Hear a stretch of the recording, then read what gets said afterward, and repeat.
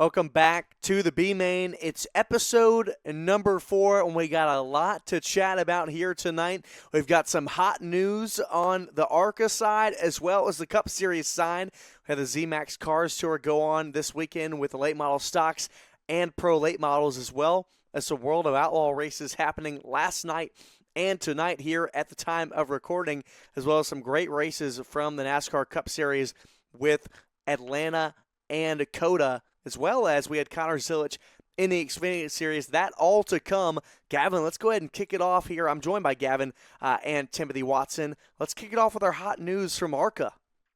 Well, Trayton Leipzig actually was announced today to be driving part-time in the ARCA National Series and the ARCA Series West for Venturini. I think he's going to be in the 15 car, but since he's part-time, he might be one of those drivers that Venturini kind of swaps around between crew to crew, depending on their driver lineup for that race. I know they're a team with a lot of part-time drivers, a lot of part-time crew members, but having somebody of that caliber and that young of a driver being in that good of equipment, I expect him to win at least one of his races this year.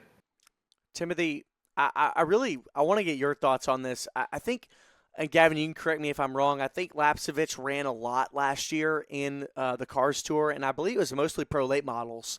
I know he ran some late model stocks, but Gavin, what do you... He got his first... Go ahead. The one thing I remember last year was, I believe, him getting his first late model stock win with the Cars Tour. I remember him doing that. I think they said he was the youngest winner in Cars Tour history, as it is a pretty young series. However, you have to take that into account. Yeah, it is.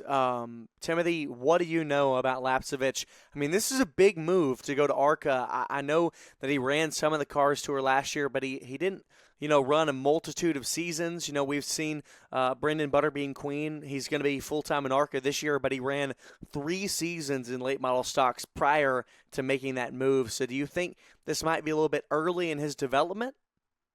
Well, I can't say that it would be early, just because, ARCA's kind of that ground where kids go before they're old enough to run, the truck series full-time or Xfinity Series. But I can say that he did race a couple Southern Super Series races last year, and he was, really clean, always, in the top 10 to 15. So I don't think that I could say that he's, going up too early, just because, it's kind of that like middle ground, just waiting to be old enough to go up to the higher series. But at the same time, the way that he ran in the Southern Super Series, I think that he could definitely be a factor for at least a couple wins in the ARCA series.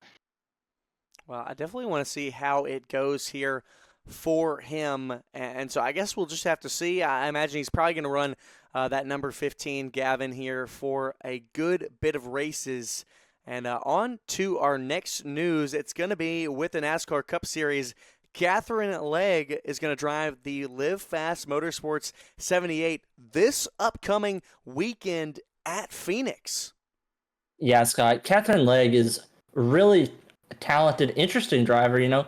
She's kind of older compared to a lot of the Cup Series drivers, and she has a extremely diverse background in racing. I mean, just this year alone, she's already ran the Chili Bowl. She's ran the Indy 500 a handful of years, I remember. So I don't think she's going to have any problem talent-wise. Obviously, the Live Fast car isn't a chartered team in the Cup Series, so you can only expect her to be as good as her equipment. And that is not a jab at all against that team. It's just how things are in the Cup Series right now. So I think for her expectations just need to be to go out and, I think at this point in her career, go out and have fun. And I think that'll be a successful weekend if she brings the car home without a scratch on it and everybody in the pits is smiling. I think that's a successful weekend.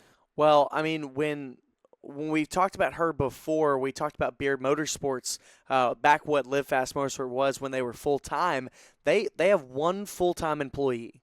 So that's what you're, one thing that you're talking about. They just don't have the people to work on that car. And one reason that what is it? Who am I? BJ McLeod decided to, sell his charter. But I'm looking at some notes here. Legs made 5 NASCAR starts before in the Xfinity Series, most recent being 2 years ago, 2023 at Road America. She is the first female to enter a Cup Series event since Danica Patrick made her final start in the 2018 Daytona 500. It does not feel like it has been 7 years since we last saw a woman in the Cup Series. I want to go ahead and say that, and how much time just flies.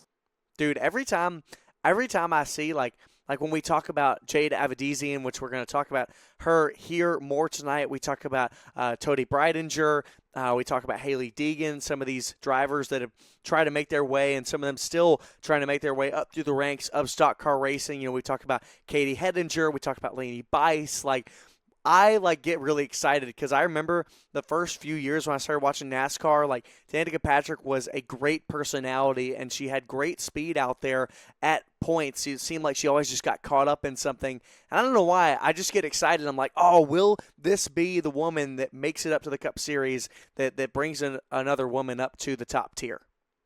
If you would have told me at any point in the last 3 years up until today that Catherine Legg was going to be the next woman to start a Cup Series race, I would have looked at you and said, yeah, I don't think that's who it's going to be. And I probably would have laughed, but I'm not surprised either. It's just kind of one of those out of left field driver entries. Well, I don't even understand why Phoenix. Phoenix right. is it's not a crown jewel race. She's really known for her road course ability. So it just seems the whole thing is just kind of weird. Well, and it got announced today. That was breaking news today. That race is in 6 days. I mean, who knows how long this has been in the works? I mean, it could have been a phone call last week that said, "Hey, I want to come race," and they're like, "Okay, why not?" I don't know, but we'll get to more. Go ahead. No, you're good.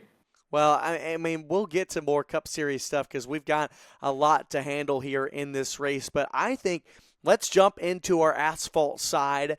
ZMAX Cars Tours open their season this weekend at New River All-American. And we had a lot of news come out of there.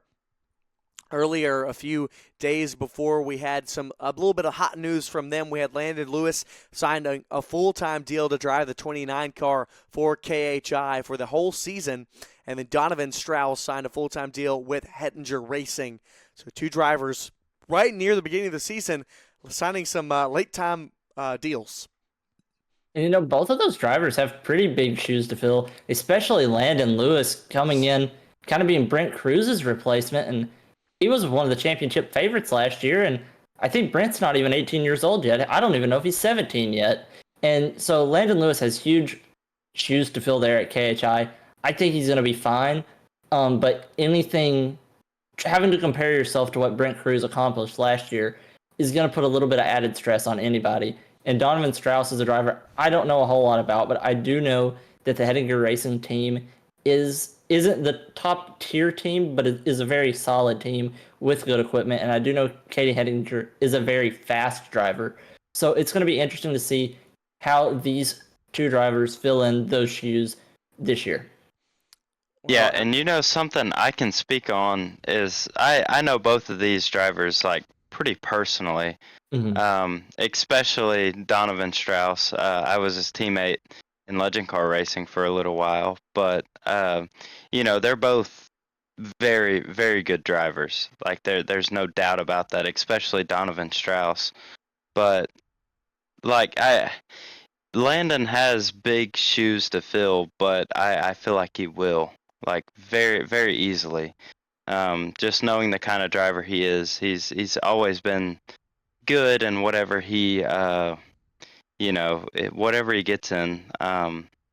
But it's one of those things they're both really good drivers, but they still have a long way to go. They haven't proved themselves yet. I know Landon had a second place run at Dover in an ARCA car, I think 2 years ago. But yeah, I think they'll both do great things with the teams that they're joining. Well, yeah, and Landon Lewis, Gavin, last year he won in the KHI 62. Yeah, you are right. He did do that. It's just, to me, I'm just interested to see how well he is going to step up and be the number one driver at KHI. I'm not questioning his ability at all. I do think he's a very good driver. I'm agreeing with both of you there. It's just Brent Cruz last year, with being so young and really competing pretty evenly with Brendan Queen and Carson Kvapil, says a lot about where his career is going. And that's going to kind of bring me into a segue I want to talk about in the Cars Tour, is what is the entire series going to look like with Brent Cruz, Brendan Queen, and Carson Kvapil, all three gone from the series this year? What is this power vacuum in the Cars Tour, and how is it going to be filled? Is it just going to be Connor Hall dominating every race this year, or is there still going to be that parity that we love about the Cars Tour? Well, Bobby McCarty said it in his post-race interview. You know, he was saying this season is going to be very different. He wasn't just talking about him owning his own race team. That's one of the big news that we've got here for him. He wasn't just talking about it. He was talking about the driver makeup. You know, we've seen Carson Kvapil now graduate to the Xfinity Series. Brendan Queen over to run for PRG with the full time with them in the ARCA Series. And then we got Brent Cruz as well running in the ARCA Series. So a lot of drivers last year that gave us the great fights. I think personally, this season is going to be great. I mean, we saw a great race from New River All-American, but I think one of the things that we didn't get to see is obviously, and we'll get to it in our news, Ryan Millington, Mini Tyrell got in a big wreck. And I think we saw Mini Tyrell last year finish third in the overall standings. Ryan Millington, 2 race wins, and he was very strong in that Millington Motorsport family-owned team car. And so I think New River All-American was a little bit of a fluke for us because some of those guys that we saw fighting up near the front last year behind our big runners of Brendan Queen, Carson Kvapil, and Brent Cruz got taken out. But I think this season is going to be just as great as the last. So would you agree with me that Connor Hall is the favorite by a wide margin? Or is the margin is it as close as the margin has been? Or is Connor Hall just your odds on he's the favorite? You have to beat him. He's the favorite. You have to beat him. Yeah. Obviously, Connor Hall was great last year in that Nelson Motorsports 22. That Nelson Motorsport 22 has been around for so long. He was already good in it, but I think he has found what is a true home for him at Junior Motorsports. I think he has found his perfect fit, and that is something that I think a lot of these drivers in the Cars Tour feared, was Connor Hall finding his perfect place. Yeah, and I almost can predict a Josh Berry type dominance of the Cars Tour with Connor Hall in the JRM 88, and I'm really interested to see if that's going to transfer Connor Hall into maybe some NASCAR starts soon, because I know he made, I think, one last year.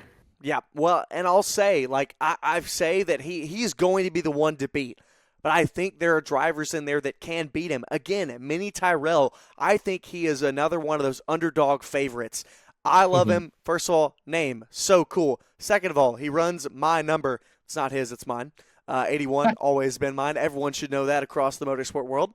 But he did so good last season, just came up short of the win quite a few times. But I think, again, him, Ryan Millington, and a few others. Cade Brown, he's sitting well in that number 4 car with R&S Race Cars. He put on a great show at New River. Didn't have the finish that I think he deserved. But I think we've got a lot of these guys that are still young guns that can come out there and can battle Connor Hall. I just think they're going to have to put up their best to be able to do it. Yeah, and just like you're talking about, Connor Hall is going to be the best. But I feel like with this wave of guys who are moving up, you're also going to see an underdog, come out of this. Somebody who is fighting Connor Hall at every race, and he might not have the name or have the money behind him, but he's going to be somebody who's going to be challenging Connor Hall every single race. Well, and I think that leads us to another thing. Let's talk about this new tire. Like the Cars Tour is running on a new tire this year. They tried out something last year. I think it was the ST2s that they ran last year. Then they switched back to what they had run a season prior, which was the Ep.4s.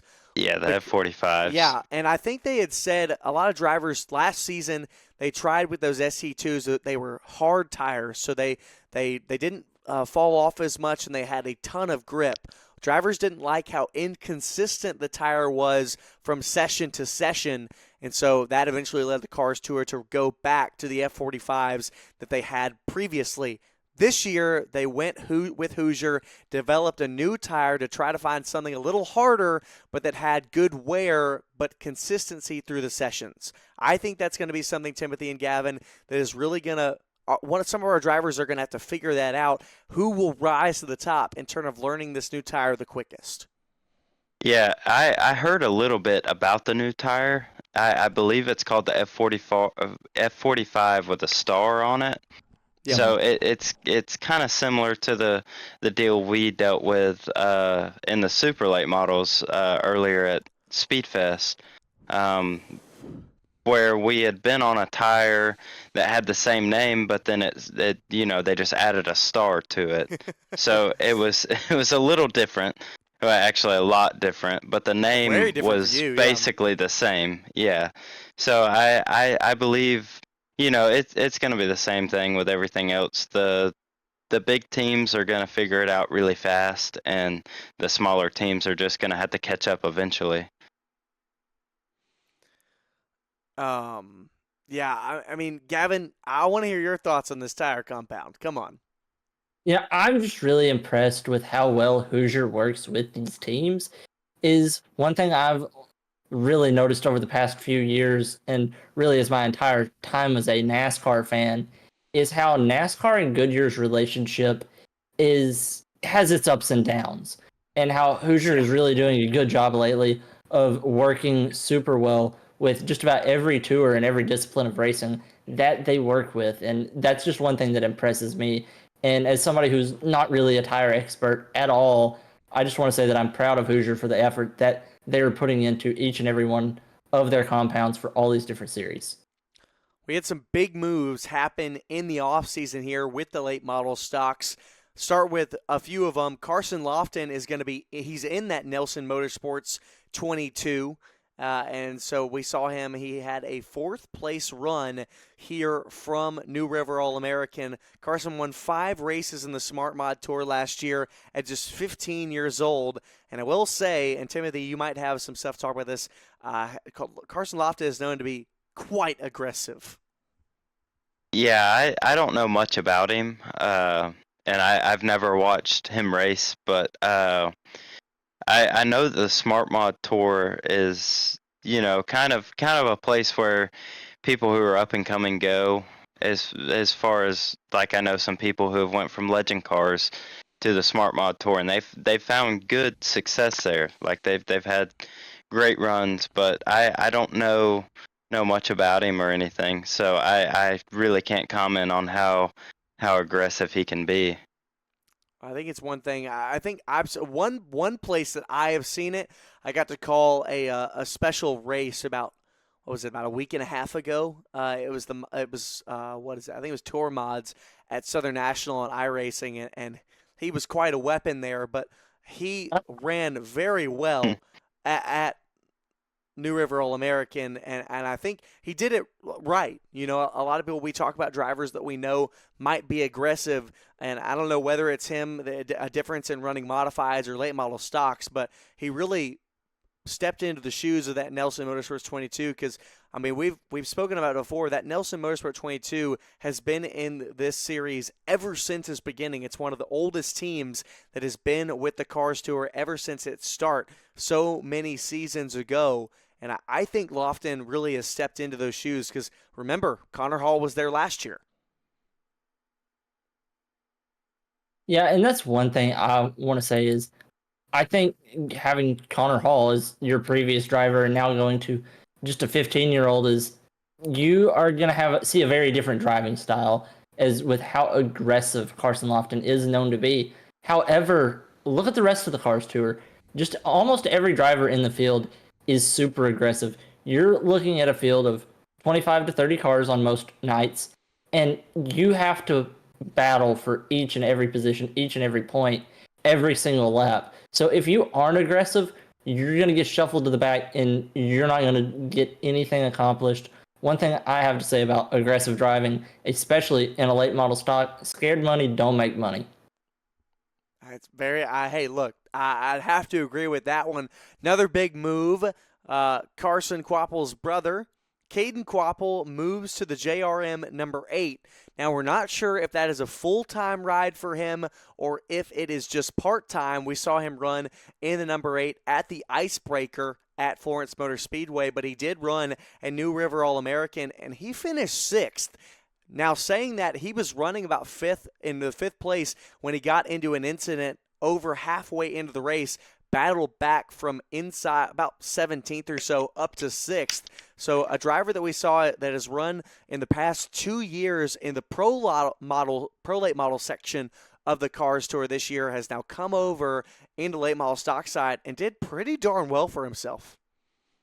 Yeah, I think watching the race replay, I believe that he would have been a factor there at the end. If he hadn't have gotten into that incident, I believe, or I can't remember how many laps to go there were, but he didn't have a lot of time to come back. Yeah, no, he didn't. But he was right up there at the front, and he was coming. So like there was no doubt he would have been a factor there at the end if he hadn't gotten that incident. Yeah, I'd have to agree. And I'm really excited because I think a lot of people have underestimated Caden. When it comes to the Kvapil brothers, everyone looks to Carson. Caden, he won 2 years ago the championship for the Pro Late Models. Him and Carson won, and it was a brothers championship all throughout the Cars Tour. And then last year, Caden just did not find speed throughout his team with the Pro Late Models. Has now moved over here with Junior Motorsports, and I would like to see it be full time, but I'm excited to see him continue to run because I think he is definitely underrated when it comes to speed. Doug Barnes Jr., Laney Bice, both go over to Lee Pulliam Performance. They both finished 7th and 10th. And I think we've seen Doug Barnes Jr. before. I think he's a good driver, but I think a lot of people this year are going to be looking at Laney Bice coming into that number 03, replaces the moving on Brendan Queen, and I think she had a pretty good start at New River. Yeah, I once again was legend car teammates with Laney Bice, so I can Who definitely weren't you teammates with? Yeah, I know that's a big thing, but she's always been, one of the best female drivers that I've ever seen. But I think she'll do good things in a late model. I have high hopes for her. Yeah, I'm excited to see her. I mean, I think she's a driver that has proved that she is where she's supposed to be. I think, again, we've talked about a lot on this series about some drivers. You're like, do they deserve to be in that ride? And I think Laney Bice has really proved herself to be running with Lee Pulliam Performance this year. Another move, one of the last moves I wanted to talk about was Cade Brown. We were talking about it earlier. 2 RNS race cars in that 4. He won the South Carolina 400 2 years ago in 2023. He had a great season that season, the Cars Tour. I think it was the 23. I don't know what team it was with. Then he moved from them to a different team last year. It was another 4 car. I don't know what team it was, but he had a terrible season in terms of his performance. And now he's moved over to this 4 car. Gavin, I want your thoughts because I know you've been watching drivers like that for the past few years. Yeah, if it tells you anything about how little success Cade Brown had in the Cars Tour season last year, I don't remember any big moments from him last year. Yeah. I remember him being successful in 2023, and I know he was in the field all of last season, but it just seemed like he was a non-factor, which I guess that's better than getting in a lot of wrecks and being controversial. So you know that he keeps his nose clean, and you know that he deserves to be in the team he's in. It's good to see him get a top 10, kind of rebound, get his head set straight, and be ready for a long season ahead of him. Well, and he got bounced to that outside right near the end of the race. He was running up in 3rd before that. And Timothy, I think we were talking about this. The top, I've never seen a track like New River. I've never seen a D-shaped, a quad-shaped oval that is a short track. But you were talking about it before we started recording about how the top really came in this racetrack. Yeah, it really looked like drivers could jump up there for a couple laps and just fly past the field. But I believe it had a lot to do with tire wear and stuff. Why drivers weren't doing it more often, because it really showed its speed. I believe it was the 6 car at one point was running 5th and jumped up to the outside and drove to the lead. Like it was the outside looked like it was really rolling. I mean, you saw Chad McCumbee start in dead last, have to take a provisional. He drove all the way up to first place in 33 laps. I mean, that's how much that high side was moving, but it absolutely ate the tires alive. I think that's one of your moments, Gavin, for our we'll talk segment. about it. We'll talk about it again. We'll get to talk about that again. Obviously, Connor Hall dominates the race, but one of the big incidents that we had was Jake Bowman missing a shift. He's running in that 71 this year. I thought his car looked really good.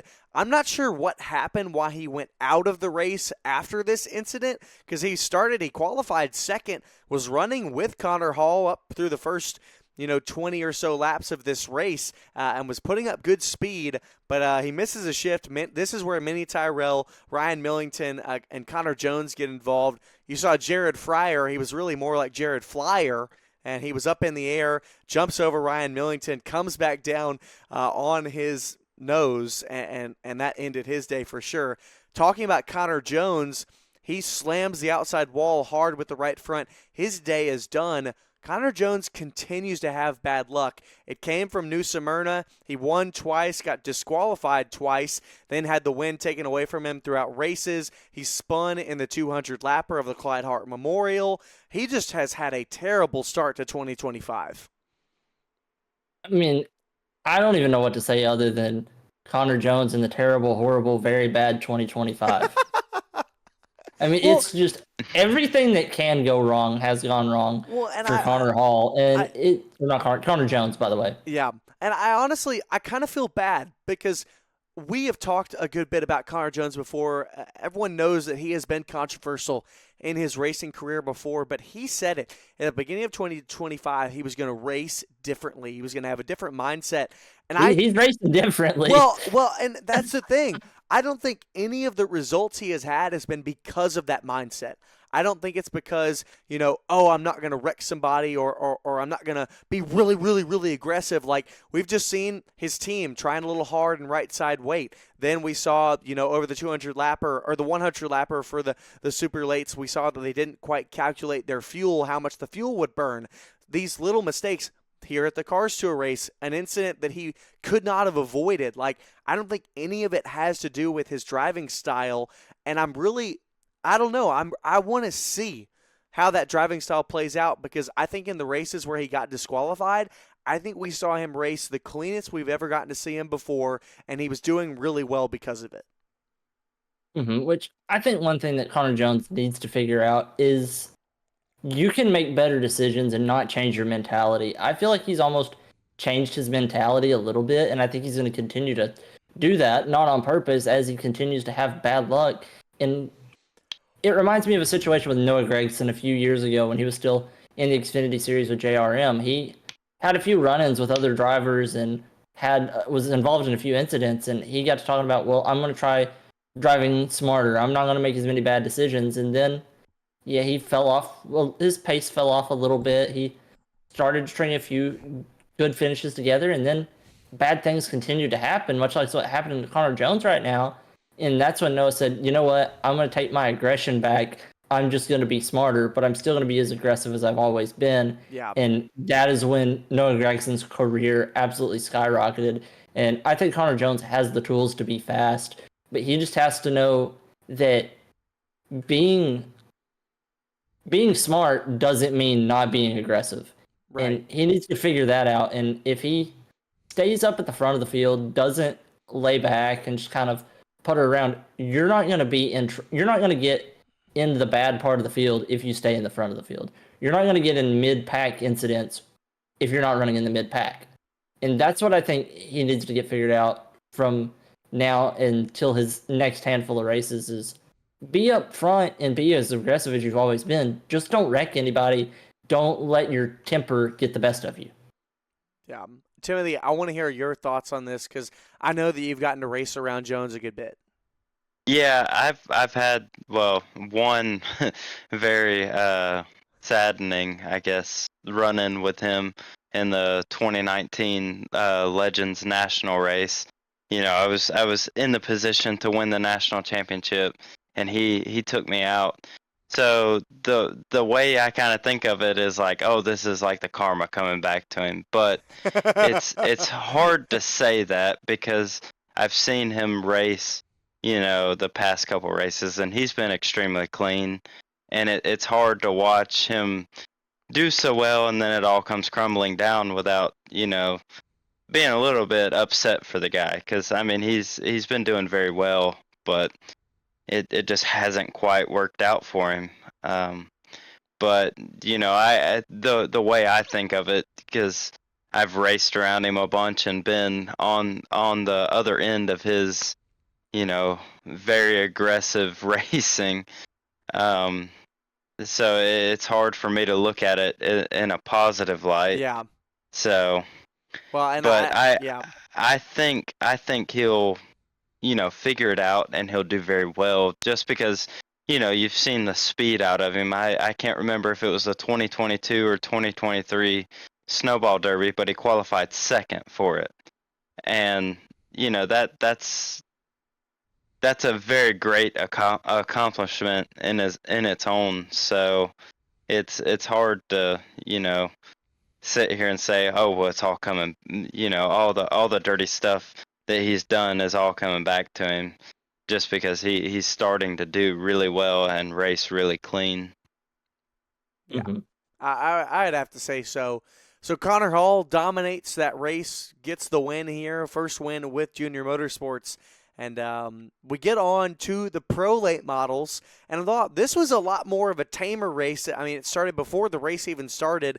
Keelan Harvick this was supposed to be his Cars Tour pro late model debut. He actually came down with a stomach virus, and he was unable to race today. I was actually really excited about getting to see him make this first start tonight, but he was unable to due to sickness. Timothy, has there ever been a day where you were going to race and you were like, I'm actually too sick? Well, no, but and I don't mean to sound like one of the old heads, like, oh, well, we used to race through anything. But, there's been times like one time before a go-kart race, my buddies and I were playing in the woods, and I got into some poison ivy, and it got all over my face and stuff. So, and I raced, the next day after that. Yeah.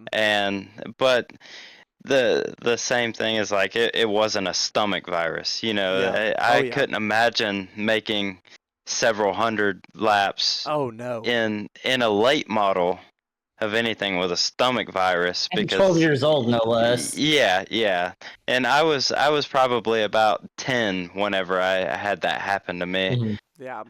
So I can't say, oh, well, he should have just manned up and raced it because Yeah. I couldn't imagine being in that position. But there's stuff like that happens. You Yeah. don't Mhm. you're not expecting it to happen, but it just happens sometimes. So you can't fault the kid for not filling up to racing. Yeah, no, I completely agree with you. Like I can't imagine, and it hate to see it happen, but obviously we want him to feel better, and you wouldn't want someone racing out there when they feel like that.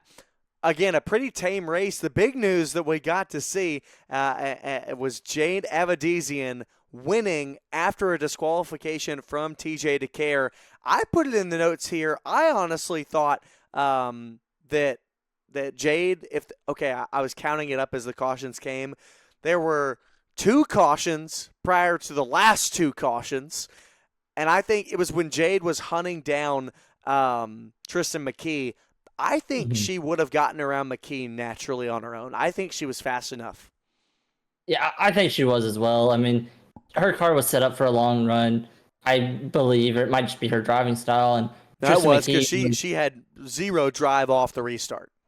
yeah, and Tristan McKee was just so dominant at the start of a run, and as we know, and I know the three of us know, but maybe not everybody listening knows that pro late models are such a momentum based car that when you get behind somebody at any short track, it's hard to get around them without moving them or getting into lap traffic. And another thing we know, it was a small field. I think there was only 14 cars, so lap traffic wasn't a factor either. So it was just kind of a follow the leader race of the top two, and Jade just did her best to stay behind McKee as close as she could and hoped he burned up his equipment before a competition yellow. And well, when the end of the race came around, TJ DeCarry made a really aggressive, but I don't think dirty at all move to take him 3 wide and take victory out of both of their hands. But unfortunately for him, the left side weight was a little bit too much, and that's something that was what got Connor Jones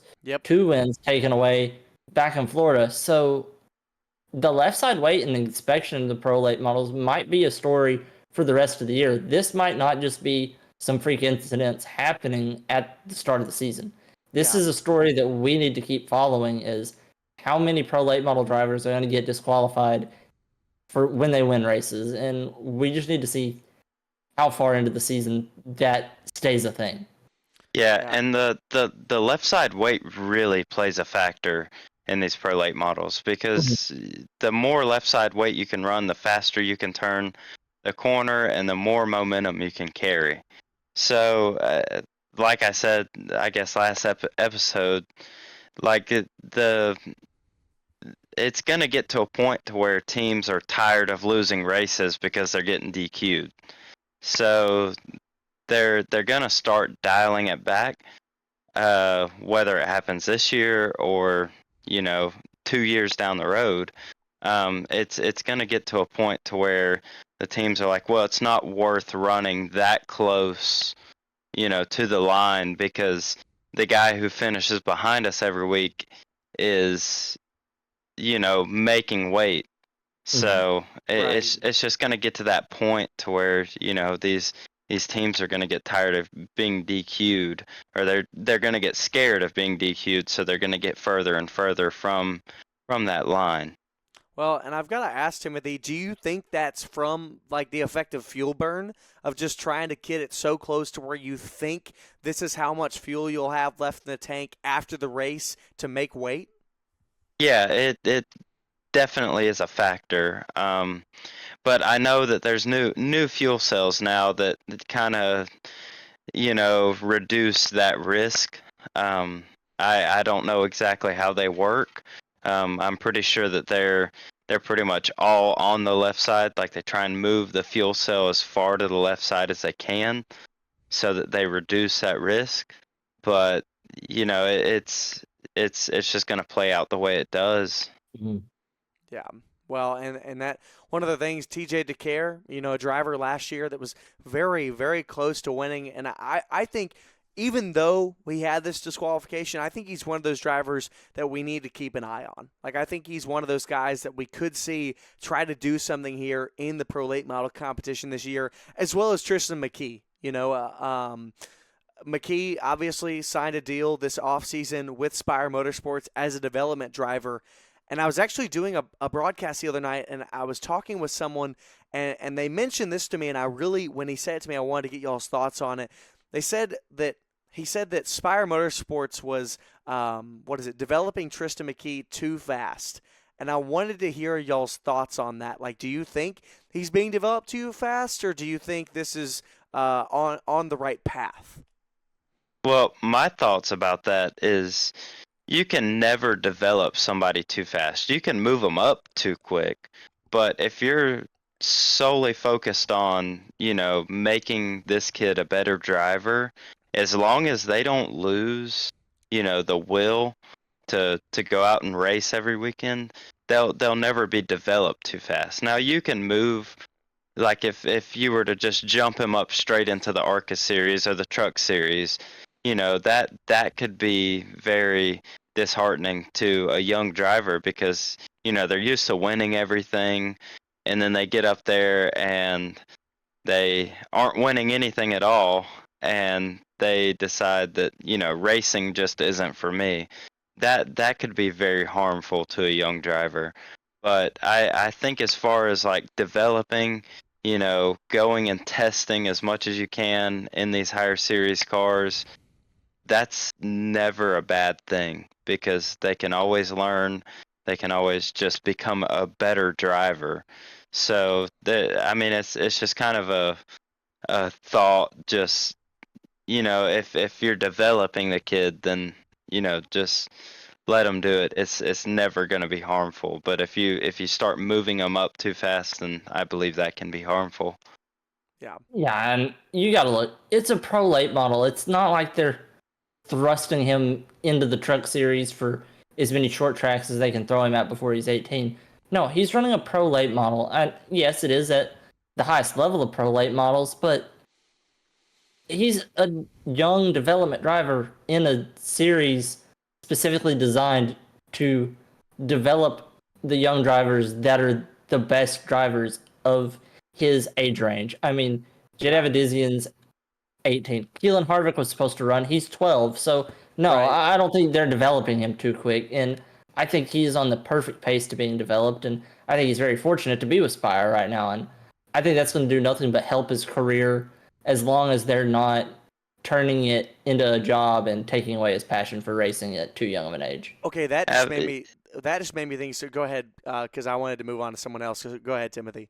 Well, just another thought behind that is Tristan McKee has like proven himself to be a great driver. Yeah, So, that's what I was gonna even say in the too. pro late models, because like we saw at Speedfest, he led a bunch of the pro late model race at Speedfest, and I don't know what took him out of the race. I just remember he was at one point he just pulled high and was very slow, but he led, like he was dominating that race. Yeah. Like there was no doubt he should have won that race.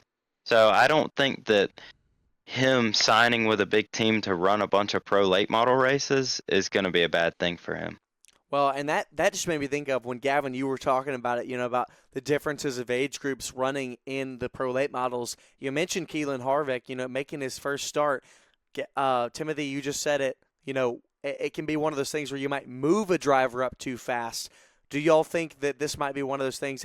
Like, what about Keelan Harvick? Is he being moved up too fast? He's 12 years old and he's about to get into the Cars Tour for pro late models. Yeah, I think it could be that deal with Keelan. Yeah. Just because I can remember watching him in Legend Cars, a year ago and thinking, he's not super great. But it's all up to the driver. If the driver is ready for it and he Yeah. wants it or she wants it, if the driver wants it, they can make do with whatever situation they're put in.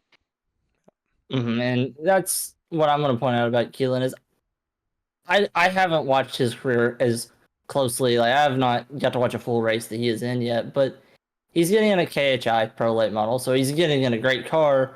So I think he just needs to start learning how to race these longer races with better drivers because, yeah, he truly still should be in Legends cars full time. That's where he's competing. That is his true skill level at this point in his career, but you're not going to get better racing against people that you're beating. Yeah. You're going to get better racing against people that are better than you. And I Yeah. think that is a good thing for him as long as it's 100% him wanting to do it. Yeah. Yeah, and I mentioned like a year ago I was watching Keelan just not do that great in Legend Cars, but the end of last year he really started to show his worth, I guess. He started winning races, constantly.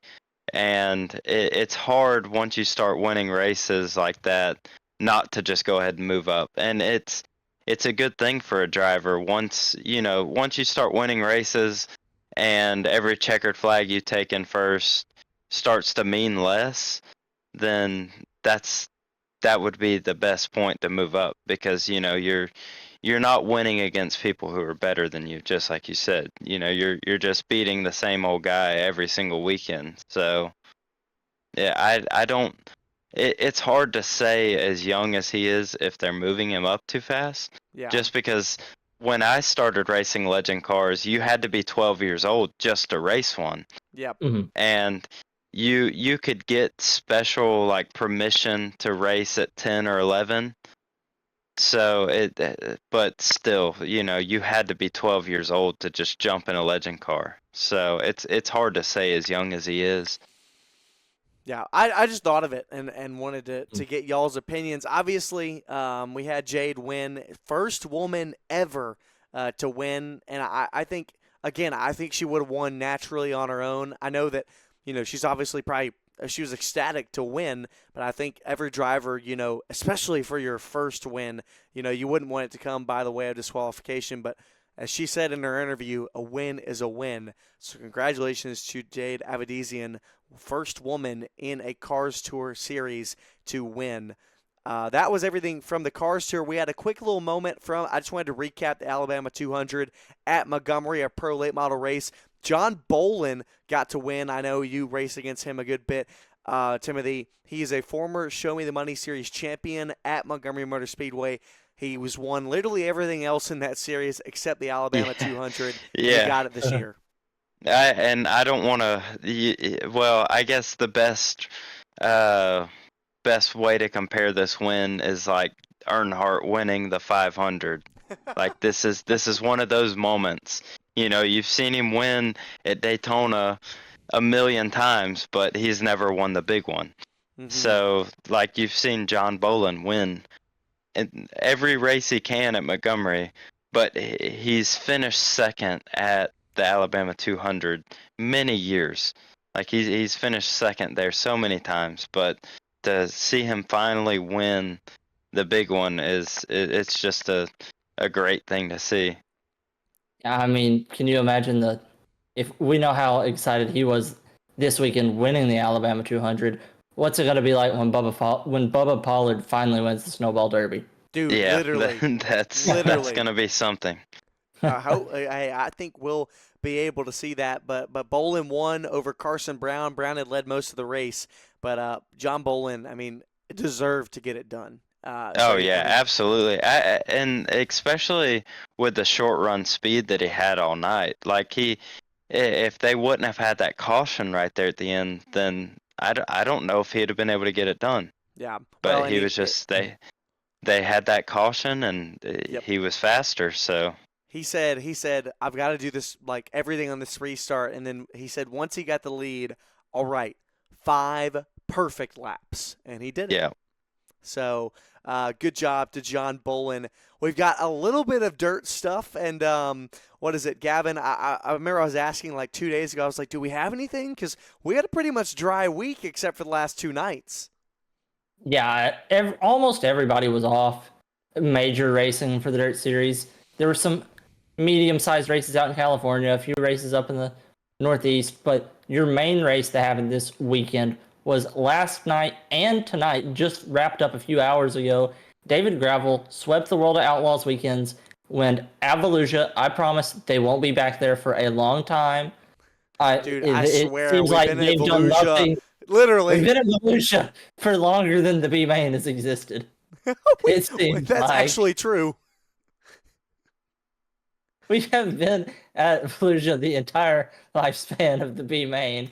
So they're finally getting out of there after David Gravel sweeping the weekend. He is now leading the points for the World of Outlaw Sprint Cars. And it kind of makes me want to think, who are your guys' way too early championship favorites for the Outlaws? I'm personally going to go with Buddy Kofoid. He only has finished in the top 10 3 of the 6 races so far this year. But last season, he finished off the year with so much momentum, winning Rookie of the Year, winning 5 races last year, and it just seemed like he peaked at the right time. And he's one of those drivers that everything finally clicked for him in a 410 winged sprint car. I mean, we have seen how good he is in a midget for the last 4 or 5 years, but he had kind of a slow start to his winged 410 career. And now that everything's clicking, the talent that we saw just a few years ago is back in full force, and that's why he is my championship pick, despite being in his second full-time season and a little bit of a dark horse. Well, and I look, I'm going to do what I did for the Lucas Oil late model series with Brandon Overton. Random pick at choice, looking at the top 10 in standings. I'm going to go with Logan Schuchart there in that 1S, driver from Hanover, Pennsylvania. And he started all 5 races this season. He's got 3 top 5s, 4 top 10s. He's been running pretty darn well. He's got everything but a win so far in the 5 races that we've had. He got a podium tonight. Hey, he got a podium tonight, and so I don't know. I just feel good about the choice. I mean, I think that's a good choice. As you saw 2 years ago, he actually won Steps the up in big Eldora moments. Million. Yeah, the Eldora Million, the highest paying dirt sprint car race ever. $1 million at Eldora. One of the coolest races I've ever got to watch. Just streaming it on Flow. It just was one of those events that felt like an event that was bigger than its series. It felt like an event that was as big as racing on a world level, not just in a dirt sprint car level. Yeah.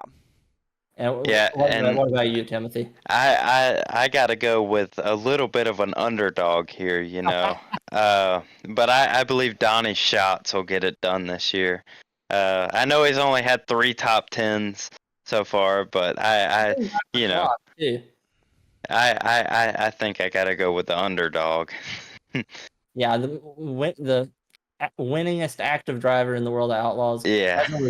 He has over 300 wins. Yeah. I know he won the 500th race last year around this 300 time. wins? Yeah.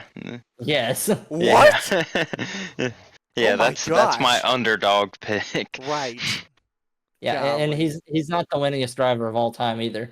That's actually crazy. That's wild. But Scott, speaking of the world of Outlaws, you get some pretty big news about yourself. Yes, I am going to the race this weekend. No, it's not at Volusia. It's in Columbus, Mississippi, 30 minutes down the road from me at Magnolia. I am hyped. I'm bringing one of my good buddies.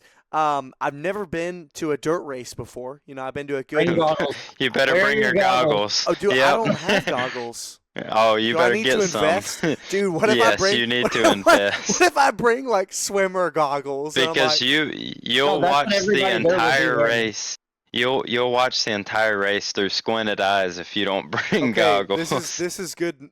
This is good note taking time. Yeah, go to Dollar General. I know they got abundance of those in Mississippi. Dude, so what go if to I your borrow Dollar my General buddy's and get you ski some goggles? That actually Hey, is that might. that's Yeah. what everybody else is going to be wearing there. So go ahead and borrow some ski. Yeah. Well, I'm going to do that. The weather forecast, I'm looking at it right now. There is a chance of rain on Saturday, so I'm really, really hoping that goes away. Well, you better hope it's dusty and not gripped up, because if it's gripped up, you'll be having mud like chunks flown at you and not just dust in your eyes. So, Hey, I'll take mud chunks so that I can see. No, until it hits you in the dang chest or something. Ow, It's yeah, not okay, fun. good point. Yeah. Yeah. Here's a picture of myself last year at West Memphis. I'll post it on our socials to really give you guys a look of what getting hit in the face with mud looks Weren't you like at a down like right near the fence? Yeah, at Riverside in West Memphis, the fence is about, or the handicap seats are about 6 or 7 feet from the fence, and that fence is maybe 6 feet tall. And there were 2 cars that went through the catch fence that night, so it's pretty sketchy when you're that close to the fence at a older facility. Yeah, so you were up close and personal with them. Literally. It's a little scary. But I'm really excited about that. I'm so hoping that it doesn't get rained out. But if it does, Sunday's looking great weather-wise, and I'll still be here. So I'm actually really excited about that because, again, I've gotten to go to a good few asphalt races. I think every asphalt race I've been at, Timothy has been at. He's the whole reason that I've been there. But this is the first time that I'm getting to go to a dirt race, and I'm actually like quite hype. No, I mean that is one of the biggest things to me is everybody's first major dirt race. I remember going to my first major dirt race. I think it was in 2019. It was a Lucas Oil late model race, and that really started the trend of me getting bug bit by dirt racing. Yep. But speaking of sprint cars, the high limit season starts in 2 weeks at Las Vegas. you have your Outlaws. Now you have your High Rollers starting their season. Brad Sweet looking for his championship defense from last year. And there's a great group of drivers in the High Limit Series. The Rookie of the Year battle in the High Limit Series is one of the things this season and all of racing I'm looking the most forward to. You have Jason Persley, who was last year's USAC Midget Champion, going against Chase Randall, who is a few years older. He's been running sprint cars for a little bit longer of time. He has more experience with a wing, but Jason Persley is one of the fastest young drivers. You remember his borderline heroic performance at the Chili Bowl where he almost bested Kyle Larson. Yeah. I mean, that's where I've gotten to see Persley. I've heard some stuff about him in the years prior, but I think he is definitely one of the fastest young up-and-coming drivers, especially on the dirt. Yeah, and now we are moving on, just kind of finishing out our dirt series with less results and a little bit more news. Hudson O'Neal and SSI are bringing in a new crew chief in Jason Durham. Jason Durham hasn't been the chief wrench turner on a dirt car in 3 years since 2022, but that season he was Jonathan Davenport's crew chief, and him and Jonathan Davenport racked up $2 million in winnings. And I just mentioned earlier Logan Schuhart's $1 million, the Eldora Sprint Car Million. The year before that, they did the Eldora Late Model Million, and Jonathan Davenport won that. So I'm super excited to see Hudson O'Neal and his new crew chief, how these things work out, because Hudson O'Neal's had a very slow start to the year compared to his last 4 seasons in the Lucas Oil Late Models. So maybe this can create a spark and get Hudson back where he was just a few years ago, where he is competing for wins week in and week out. Well, and what do you think? Like, do you think it's just a slow start that led that team to go a different direction in terms of their crew chief, or like what was there other like? Is it just the results so far? I think it's a mixture of everything. I mean, the Cause, dirt world's did he like have this crew chief everything. last year with this team?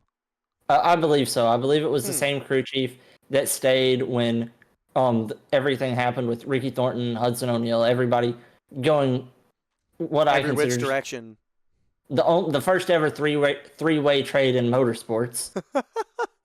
But yeah, so Hudson and his crew chief last year, it didn't seem like there was any hard feelings, but they were never able to perform at the level that him and Ricky Thornton were performing at before that split. So Yeah. maybe it's just some chemistry issues. I mean, you see that all the time in racing, that a driver has a lot of talent. There's a good crew chief, but sometimes they just don't mesh. And every now and then you just need to create a new spark and see what happens. Yeah. So I don't know. I'm excited to see that because I mean we know Hudson O'Neal's good. Yeah, a great driver. So. But yeah, let's get into the fun stuff. The bonehead of the week. Who do you guys have? I want to hear your thoughts on the bonehead of the week first. Timothy, you go. Oh Lord. Well, a guy that I don't know him personally very well, but I race legend cars with him. Bryce Applegate. During the late model stock race, I forget which car it was that was spun up high. I don't know his name. Was it the 41? But it was. he spun up high and he was against the wall, and about 10 seconds later, which it might not have been that long, I might be exaggerating a little, but it was long enough for Applegate to woe the car up and at least see, where the car was stopped. But he just came barreling in and just destroyed 2 race cars. He used his ARCA brakes. That's what it was. Yes, yeah, it was ARCA brakes for sure.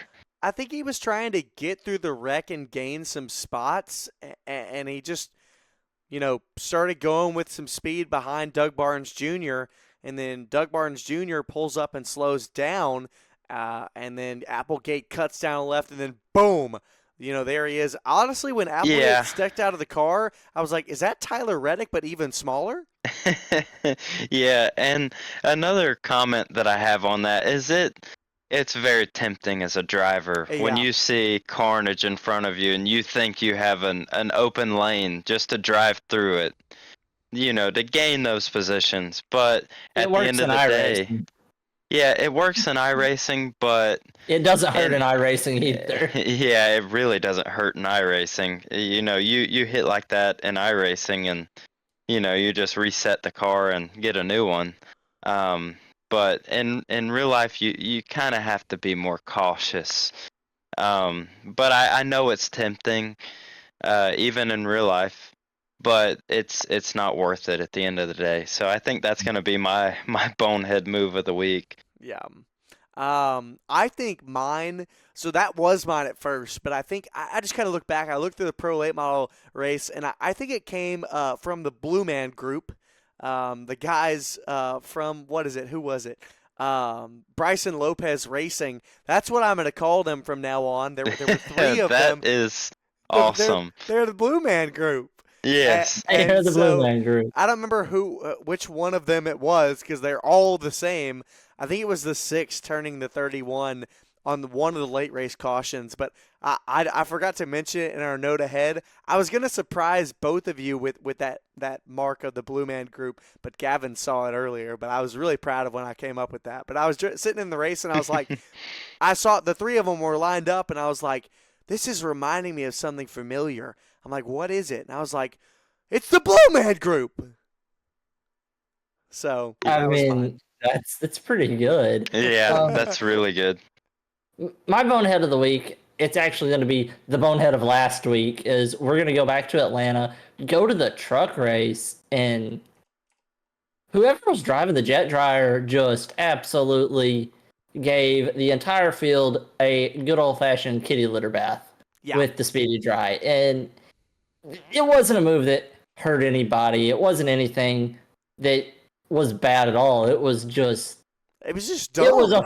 it was dumb, it was Dude. funny. It was I don't know if you ever remember watching the YouTube shorts. There were NASCAR 2003 animations of the idiots of NASCAR. Do you remember watching those? Yes. It Yes. reminded me Oh, of the yeah. harmless shenanigans. Yep. Well, Yeah, that, Because and I can tell you kitty litter baths are no fun. dude. Ex- because it gets everywhere in a race car, and you'll wake up on Sunday morning after a race and have kitty litter in places you didn't even know you had. It is not fun. So, Yeah, I know they had to tear down all of those trucks to do that. Moves us in a badass move of the week. I know mine was Ryan Millington. Huge damage early on in that stack up with Jake Bowman. Jared Fryer comes up over the top. I mean, it ripped his back windshield out, the back window as well, tore up that entire rear end. Somehow they had enough bear bond I think they put bear bond over the entire back windshield and then repaired that fender right behind the door. And he was actually the fastest car on track near the end of the race. He got back up to 5th. well, yeah, duct tape, slider, and sheet metal. it sure is. Yeah, Well, you lose a nose, and that's 30 pounds you don't have anymore. So, it didn't work out for but Mini Tyrell. yeah, and another thing you have to think about is the arrow. Like Yeah. you're it's such a disadvantage. Like you have no arrow, especially with the way that the late models are built, and the back plate of the back bumper. You have that hang down, so no air gets out the back. So Yeah. any air that comes in through the front just gets hung up on the rear bumper. So that's definitely a huge accomplishment to be able to drive back up to 5th without, the whole front nose and everything. Yeah. Yeah, I mean, it's gonna earn a little bit of respect out of Ryan Millington from me. Yeah. I've mentioned it to you guys a few times that me as a Cars Tour fan and Ryan Millington as a driver have just had a few moments where I'm like, no. But he's super talented. I have a lot of respect for him as a driver. It's just sometimes I've just kind of shaken my head at the things he's done. But no, that earned a lot of respect for me, and it was just an awesome move to get a top 5 in a car that NASCAR would have said, no, you're off the DVP clock. You're going back to Charlotte. You're done. Yeah. Y'all's moves of the week. Timothy, I'm gonna let you go first because I have it narrowed down to 2, but I'm just trying to figure out which one I'm going to pick. So I'm going to see if you pick one of them first before Yeah, I go ahead I and make my didn't move. I didn't have one planned for this week. But if I were to have to, pick one, it would be from the late model stock race. I believe it was the number 6 car. He was running about 5th or 6th in line, and he decided to jump up to the Bobby outside lane, McCarty. and Yeah. he just drove around them all, Yeah. and that was really neat to watch. But I didn't really pick one. I didn't study up this week for the move of the week. But yeah, that if I had to pick one, that would be it. Well, I guess I'm going to go with Chad McCumbee driving from 30th, dead last after taking a provisional, missed the field on qualifying speed, drove all the way up to the lead in 33 laps during the late model stock race. And I know it did kill his tires when he did it. It didn't end up working out for him in the end. I think he finished outside of the top 15. But it was just such an awesome move, just watching him rip the top as everybody else is just kind of taking it easy around the bottom, keeping their tires under him. And he said, "No, I'm going." And he floors it and just blows the doors off the entire field. It was so cool to watch. One of those moments you're just like, man, this is awesome. That's what racing's about. Yeah. I thought it Yeah. was really great. I mean, Yeah, I at some points I wish that that circle track racing had went more the route that like road course racing has went with tires, as far as as long as you don't overheat them, they're gonna be fine. So, like, with the late model tires we have now, they're just, if you overheat them, you can't cool them back off to have that speed there at the end. So it's just it kind of ruins that, drive from last to first deal that you have. So I kind of wish that we had went more that route with late model racing. yeah. I mean, I'd have to agree. And so I think that puts us in our final section of the night. We'll have our NASCAR news. Let's go back to about a week and a half ago at Atlanta with the Cup Series. The big story out of there was Hocevar getting extremely aggressive in the race, spins out Blaney, then sets himself up for the fight for the win. I want y'all's thoughts on his driving style. I mean, I think that Carson Hocevar is a great and talented driver, and I think it's good that he is making. I think it's good that he's making the wrong decision and owning up to it. I would a lot rather him race hard and have consequences as not race hard and finish 25th. Yeah. And I Yeah, think I don't know. I think he spins out Blaney. Yes, that was a dumb move. But I think, working himself up towards the end, up towards the front of the race to be able to fight for the win, I loved it. Kevin Harvick on his Happy Hour podcast was saying, keep going. And I think it's another one of those things. Don't change your, aggressiveness. Just be smarter. yeah, and I exactly. fully agree. Like, we're not cheerleading. We're racing. And I wasn't alive for the time to watch Dale Senior race, but he was never a clean driver, and people praised him just because he won races. I mean, you're never gonna remember the guy who was the cleanest racer in the world, who finished just outside of the top 10 every week, but you'll remember the guy who wrecked his way to a win every single week. So, Exactly. Well, and I think it's that's some of that go ahead. excitement that people have missed. Obviously we don't want guys balling through the field, but this is stock car racing. Like, this isn't, oh, hey, let them by, or oh, whatever. This is aggressive racing. Like, you got to do what you can to get through. I think I love any move that isn't straight up wrecking somebody. I think if you can prove that you're faster and you can get around somebody, do it. Absolutely. I mean, well, like I said, we're not cheerleading. We're No. we're racing. Uh-uh. It's a contact sport. You're Yeah. gonna get into the guy who's right next to you. So I mean, the only thing that I can fault him on is maybe the Blaney incident. I don't think he intentionally did it, but he No. just chose a bad spot to try and push Blaney. But Yeah. I mean, at the end of the day, he's a what I don't is he a rookie still? No, not this year. Second full No, This is no, he won the Rookie of the Year last year. That's Yep. right. Mhm. But he's a young driver trying to win that first Cup race. Yeah. And Well, like even we saw with him in the trucks, like he tried so hard to win that first race, but after he did, he won multiple afterwards. So I think that that's the kind of momentum that he's trying to bring to the Cup Series, where after he wins his first one, he's going to win a bunch. So Mhm.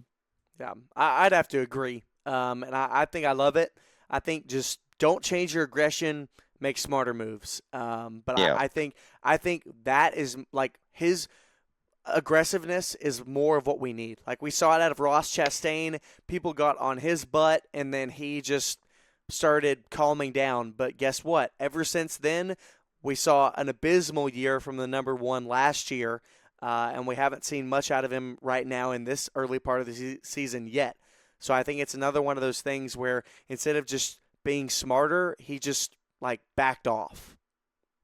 yeah, So and like you saw Ross Chastain, I guess, kind of chewing out Hocevar after the race the other night, but yeah, Like I know Ross has been a big factor in Hocevar's like career. Like he's been kind of a mentor for him.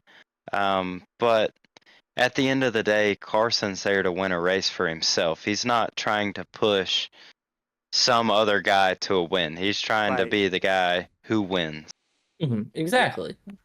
And I'd have to agree. Last thing about Atlanta, the caution comes out at the very end as we're three wide for the lead, not letting him race back to the line. Controversial caution. What did y'all think about it? I don't think it was that controversial. I mean, there were a lot of really torn up race cars, and just at that point, they weren't going to wreck going to the front, but you can't send safety crew out there under a green flag condition. And you can't do that no matter what. Even if the green flag is in turn 4 and the safety car is in turn 2, you cannot have safety personnel on a green racetrack. And I think that the controversy is way blown out of proportion. They're just mad at the consistency of NASCAR. Yeah. And NASCAR did what they were going to do. They said, we made the wrong call at Daytona. We made the wrong call in the Xfinity race. We should have thrown a caution when it got bad. Yeah. And they did what they said they were going to do. I don't see why so many people were that upset about it. Yeah, I think the consistency is the big deal here. That's where I agree. Because that it's the same thing in late model racing. It's hard to be consistent every single time. But at the end of the day, you see people like Ricky Brooks, who runs a series as consistent as can be. He would throw his own grandmother out of a race if he thought that she did something wrong. So I feel like with the budget NASCAR has and just everything surrounding NASCAR, they should be the most consistent series there is.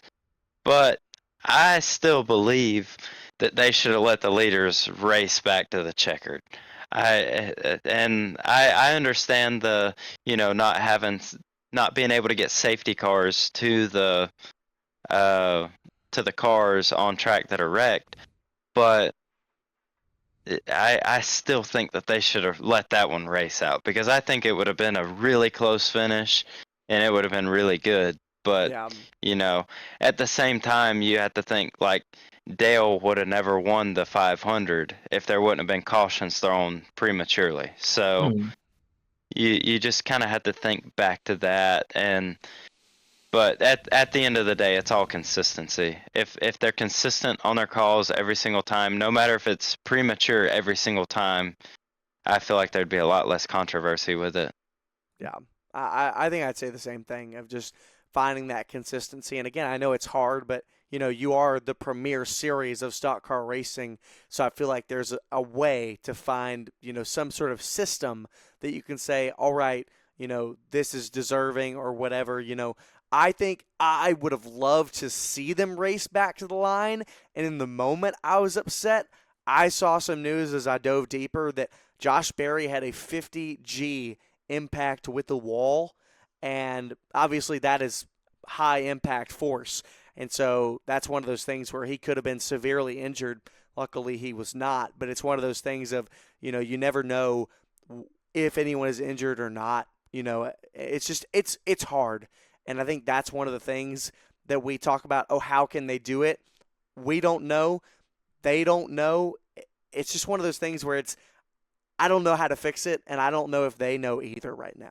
Yeah, and on the other end of that, like NASCAR, they kind of have a losing deal with that. Right. Like if they throw the caution early, they're going to get backlash. If they don't throw it quick enough, they're going to get backlash. Right. And as much as I, kind of have started disliking NASCAR over the past couple years, I believe that, driver safety is number one. But I would like to see them race to the checkered. Like so it's kind of a losing deal for them. Yeah. I'd have to agree. We go on to Circuit of the Americas, Saturday and yesterday. Xfinity Series race, Connor Zilisch gets on the pole, but he didn't go away easily. He had a mistake. He had to work back through the field in stage 2, but then he had an awesome battle with Carson Kvapil. And Zilisch and Kvapil battling late in the race. Kvapil ended up blowing a tire. It was so awesome to watch them battle that was. I was so like. Did I send you the? I like them both, but I wanted Kvapil to win. I did too. And yeah. Did I send you the meme that I made? It was the it's Spider-Man rubbing his glasses, and then the clear picture shows up. No, you didn't. I made one, and it was Zilisch and Kvapil was the first picture. It was I just took a picture of the TV, and then the second picture was Jimmy Johnson and Jeff Gordon at Atlanta in 2012. That's exactly what I thought of whenever I was watching the race replay.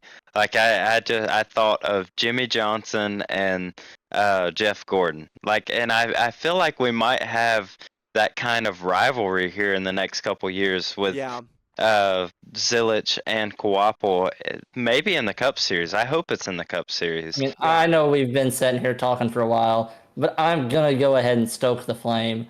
Who's winning the Xfinity Series Rookie of the Year? Gosh, that's so tough. Yeah, I think I'm stoking the flame right now. You and I texted about it last night, and I'd have to agree with your statement.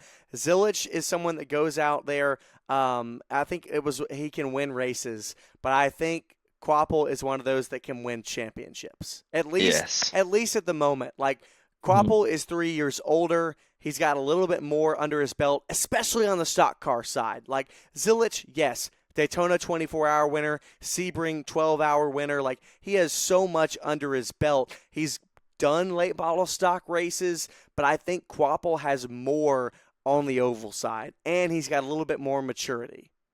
I mean, depending on what you classify as a national or regional series, it kind of depends on who you ask about the Cars Tour. Carson Kvapil's a multi-time high-level champion, and Connor Zilisch has a lot of big wins. And that's kind of where I'm leaning towards Carson Kvapil, and I think you're going to see it as the year we get further into the season is Carson just is going to keep having these consistent finishes. I think they're both going to win multiple races this year. I mean, I wouldn't be surprised if not only... I think the Rookie of the Year might win the championship in the Xfinity Series this year. I would not be surprised at all if it does. But I mean, there's not only them. You have to look at Christian Eckes and Nick Sanchez as well. They are no slouch. And if absolutely. And if those two get into scenarios where they're racing hard against each other, Christian Eckes is going to be right there all year long. Yeah. I mean, he has a few more years on Kvapil and experience as well. I mean, this is... I've been saying it for 2 years now. This is the most talented age group of drivers I've seen since Logano, Chase Elliott, Kyle Larson, Ryan Blaney, Bubba Wallace. Like, this group of drivers right now is just so rich in talent, all the way down to, let's say, from ages 17 to 23, all the way from the Cup Series all the way down to pro late models. They are just so talented at every level. There is somebody who you look at and you're like, they could win a championship. Yeah. Yeah, I and have to agree. yeah, and I once again like want to bring up that Dale and Jeff Gordon like comparison. Like I think that Kvapil is going to be more like Dale Earnhardt here. He's going to, win all the championships, but Connor Zilisch, he's going to be there. He's going to win the really big races. And I mean, it's going to be one of those things. And I agree with you 100%. Like, I believe that You whoever raced wins with a lot of these guys. I mean, yeah, and I you've believe seen the that, talent firsthand. oh yeah, it's unmatched. I would go out on a limb here and say that this talent might be the most like talent-filled generation that there has ever been in racing. Yeah. Well, and That is a bold statement. look, That's a very bold it is. statement, but I will die on that hill. I believe that and it might be beat one day later on, but I feel like we're getting to the point in racing to where like, people's grandfathers and great grandfathers have taught them how to race. So it's not just like, we're the first or second generation who's ever raced. It's getting more to the point to where, racing has been in the family for as long as somebody can recount. So I don't know. Like I think it's a very bold statement just about them being some of the best talents, but I think I'd have to agree, and I'm really excited to see where this series, like this season, goes for all these rookie Xfinity drivers. Yeah, another quick thing is Harrison Burton moving back down to the Xfinity Series. I just wanted to mention that he won Stage 2, and he has had a really solid year so far. Yeah, he has, and I'm excited to see what he can do in that AM Racing number 25. But let's move on to the Cup Series because we also had some great stuff there. I wanted to start off with Shane Van Gisbergen. Really didn't have the day we thought he would. He led early on, but after that, he just did not have the car. Yeah, I mean, he was in and around the top 5 all day, and saying that he didn't have a great day says so much about his ability, because he didn't, by any other driver standards, he did not have a bad day at all. Yeah. He didn't have a great day, but he had an amazing day. Yeah. But no, we have to talk about the big story. Oh, yeah. Dude, Timothy was actually getting excited about this. Kyle KFB Busch is back. Yes, he is. For a day, but he's back.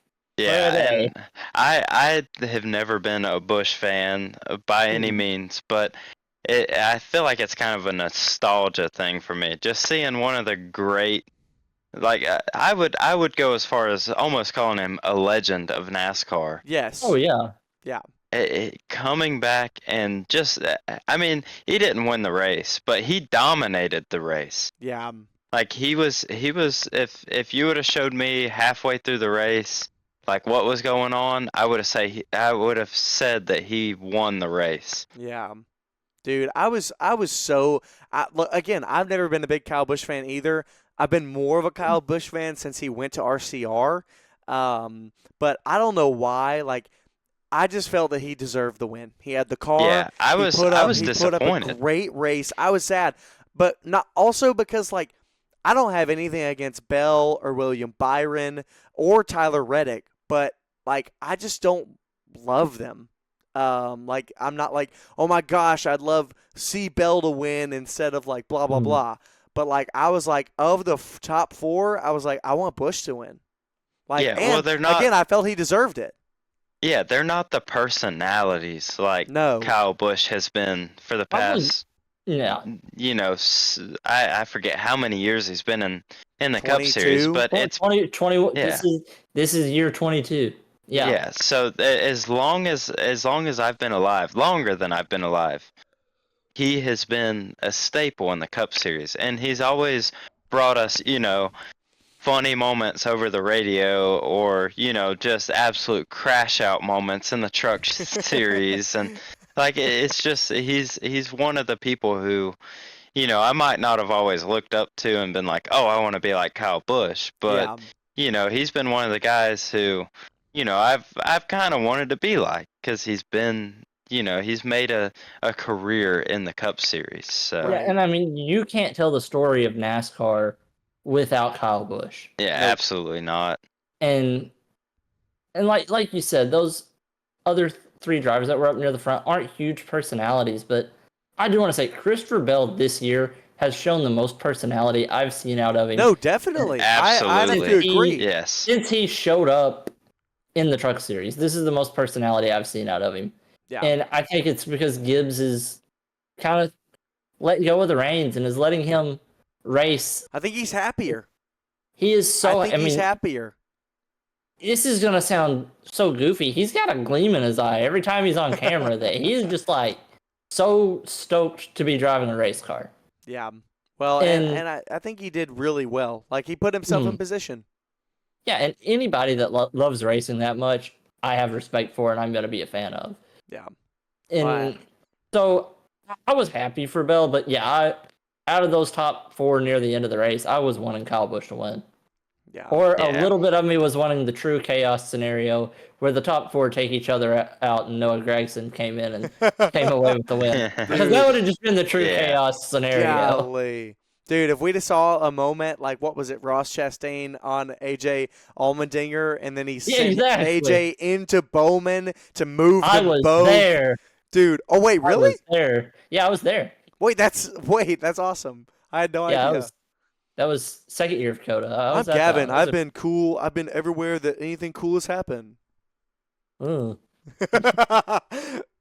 the part of the day that made me sad as well was when Suarez went for a spin, and then I see the 87 of Zilisch in the wall.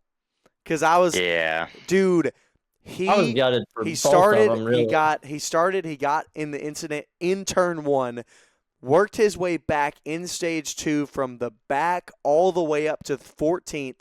He was about to break into the top 10 when he got involved in that accident. I realistically think he would have finished top 5. Yeah. Turn he one had the speed. And Connor Zilisch just do not agree with each other at this point. I mean, look at what happened to him in his truck debut and in his cup debut. So I think it's just bad luck, really. Yeah. But yeah, so it sucks for him. But I mean, we all know he's going to be back, and he's probably going to be back in the Cup Series this year. Yeah. So I don't think there's anything to worry about. I don't think he has anything to hang his head on and be upset about. Yeah, I think possibly we could see a top 3 or a win out of him if they bring him back for one of the road course races later in the year. Like I wholeheartely believe that. He just has he has such a talent for it. Exactly. Yeah. And I think that Connor Zilisch or Carson Kvapil will win a Cup race will be the next driver to win their first Cup race. I don't think the next first-time winner is in the Cup field. I think the next first-time winner is in the Xfinity. I agree with that. Wow. I actually agree with that. Really? Yes, I believe that it will be one of the full-time Xfinity guys who just, get moved up for a race. Wow. I think it will be in their first full-time season.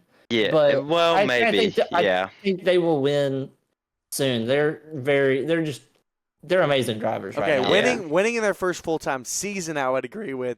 Saying the two of them outright before any other driver would get their first win, I think is a little to the wall. Well, and it might go the direction that we don't have another first winner until they get full-time. Well, it's possible. It's definitely possible. Outside of Ty Gibbs, who is in winning equipment. Yeah, but Ty Gibbs really hasn't shown the speed to win races. Right. He hasn't shown winning speed, and then the rest of the drivers who haven't. Well, I think Hocevar is a threat to your idea. Yeah, I completely forgot about Hocevar. Yeah, but we've ran 2 super speedways and a road course, and he's an Aspire car. I mean, what's going to happen when we go to Vegas this week? That is true, but I still I think Hocevar is a threat to your theory. Yeah, I think Hocevar is definitely. I think Hocevar is one of those guys that can rack up a lot of top 10s, but I don't know if his equipment's good enough to win. Because when you get up in the top 5 or 6 cars in a cup race, you have to have perfect equipment, you have to be a perfect driver, and you have to make no mistakes. But I just we don't know could if Spire can put him in that situation. we could have a crazy fuel mileage race this year. True. that Exactly. We could do Just that. he's perfect for. Joey will win so. that. Yeah, no kidding. Yeah, yeah, but I mean, like Chris Buescher has won those kind of races, and Yeah. I'm not saying that Chris Buescher's not a good driver, but No, he's but especially not, when he won he's when not a RFK dominant driver. was fresh, when they Yeah, just come off of he's- Roush, they were trying to get their foot back in the game. yeah, and I believe that Hocevar is a better driver than Chris Buescher, so Yeah, we might have a situation like that, and he just gets that first win, and it's not going to be all luck. But, we could have one of those lucky situations where he is in position to win. Yeah, and I think we're starting to get to the point here where we're getting close to the end of the show. So I just want to talk real quick about what happened in the IndyCar race.